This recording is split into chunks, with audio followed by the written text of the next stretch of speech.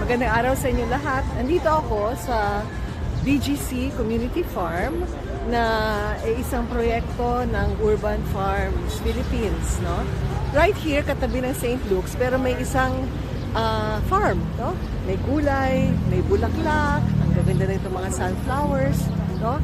Ang gaganda ng upo, ng lettuce, ng sayote, kung ano-ano, no? And actually, ito yung kinakausap ko sila dahil gusto kong magtayo din ng mga urban farm dun sa amin.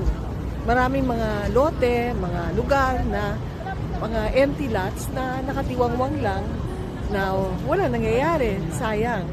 At dapat talaga sustainable ang ating buhay, di ba?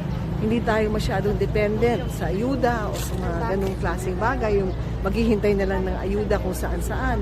Lalo na ngayon, may krisis sa mundo. Baka dumating ang panahon na magkahirapan, pati sa fertilizer. No? So here I am, in an urban farm and trying to learn, no? Paano gawin. Meron din dito yung mga vertical plants, no? Kahit konti lang ang space, pwedeng patayo, no? Pwedeng sa tubig. So ito, ang dami, oh. Ang gaganda ng upo. Nakita niyo yung upo nila, ang gaganda.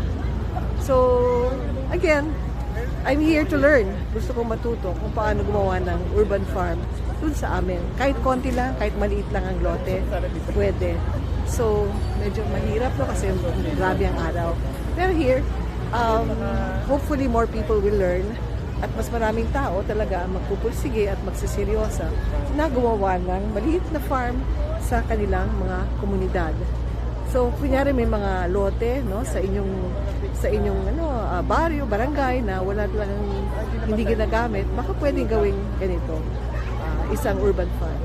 Okay, bibili ako ng lupa para sa amin. Bye-bye!